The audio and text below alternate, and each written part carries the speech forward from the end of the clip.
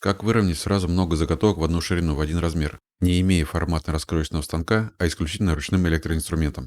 Точно и главное быстро, с минимумом разметки. Вот стоят уже нарезанные по длине заготовки для шкафа в прихожей, изготовление которой я показываю на канале. Но изначально они все разной ширины. Таким был исходный материал, купленные мебельные щиты, расхождение до 5 мм. И сейчас предстоит все это выровнять. Здравствуйте, меня зовут Юрий, и я рад вас всех приветствовать. Хотя у меня есть распиловочный станок, точнее строительная пила, на которой можно отрезать щит шириной 600 мм. От этой идеи пришлось отказаться. Я уже пробовал так делать при раскрое фанеры для изготовления Apple Box, но результатом был недоволен. Короткий стол и короткий параллельный упор у станка удержать ровно длинную и широкую заготовку может только виртуоз. Поэтому я решил воспользоваться одним из вариантов с ручным электроинструментом. Чем можно выровнять кромку на такой детали? Это может быть ручная циркулярная пила с упором. Это может быть та же ручная циркулярная пила, но по самодельной шине. Это может быть фрезер по упору. Это может быть покружная пила по шине. Да я еще как минимум 7 способов показал в отдельном видео. Ссылка есть в описании. И вот здесь справа сверху. Все зависит от доступного инструмента. Сделать хорошо можно любым. Но вот второй вопрос. Как сделать все заготовки одинаковой ширины, не прибегая к утомительной разметке на каждой детали? Ведь противоположная кромка каждой заготовки у нас уже ровна, и с ней делать уже ничего не нужно. Нужно только ближнюю ко мне кромку сделать параллельной дальней и выдержать одинаковое расстояние для всех деталей. Из всех способов я выбрал погружную пилу по шине. И сделал вот такое приспособление. Это пара реек достаточной длины, на одном из концов у которых закреплен упор. Закреплен на таком расстоянии от противоположного конца рейки, чтобы вместе с шиной дать искомую ширину щита. Сейчас это будет видно. Причем этот упор можно сделать даже подвижным, регулируемым, и тогда приспособление будет еще более универсальным. А дальше мы располагаем приспособление на щите по краям шины, прижимая упоры к противоположной, дальней от меня кромке. А в ближней ко мне концы рейк я упираю в металлическую кромку направляющей шины. Может быть, это и излишне, но я на всякий случай дополнительно креплю шину к заготовке с рубциной. Ну а при других способах крепление шины или упора точно потребуется после позиционирования. И делаю пробил настолько, насколько позволяет длина шины. А затем, передвинув рейки, устанавливаю шину в новое положение и завершаю.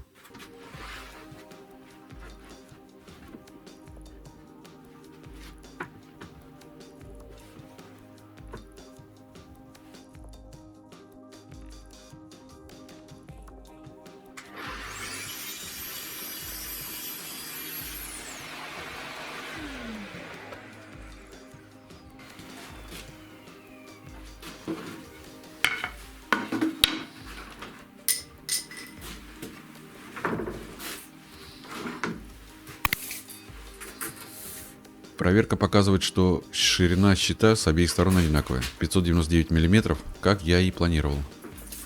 Чтобы еще больше убедиться в точности, я беру второй щит и повторяю ту же процедуру.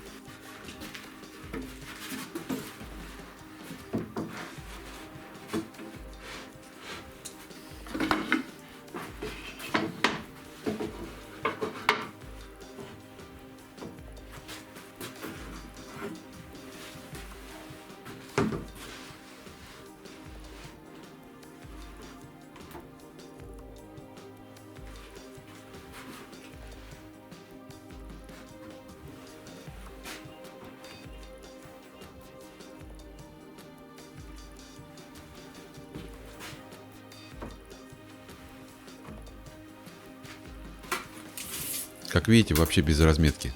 Этот щит, кстати, оказался шириной аж 604 мм, то есть мне нужно снять 5.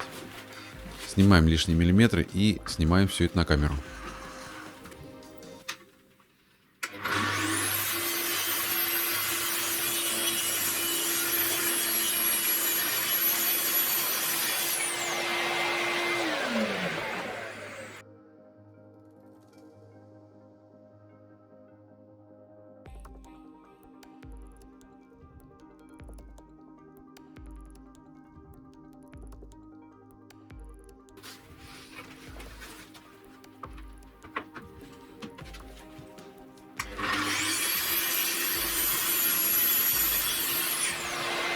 Подровняв дальние от меня кромки обоих щитов, верхнего и нижнего. Посмотрим, что же получилось.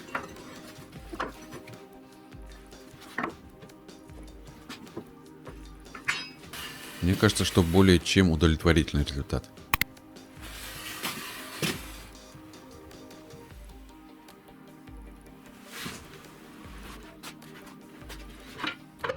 И можно таким способом выровнять оставшийся один заготовок, без какой-либо разметки, хотя это я, по-моему, уже говорил.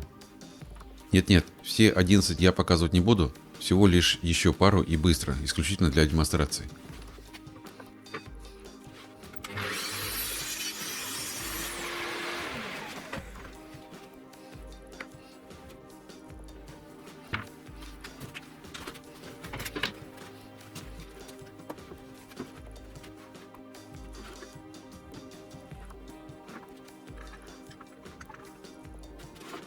Кто-то обратил уже внимание, что некоторые щиты несколько повело, покоробило. Да, это так, и дальше придется работать с таким материалом. Столяры со стажем наверняка знают, как решить эту проблему. Ну а мне еще это предстоит исследовать. Но от этого сама общая задача создания прихожей только интересней. Чем больше сложностей преодолеваешь, тем больше учишься. Разве не так?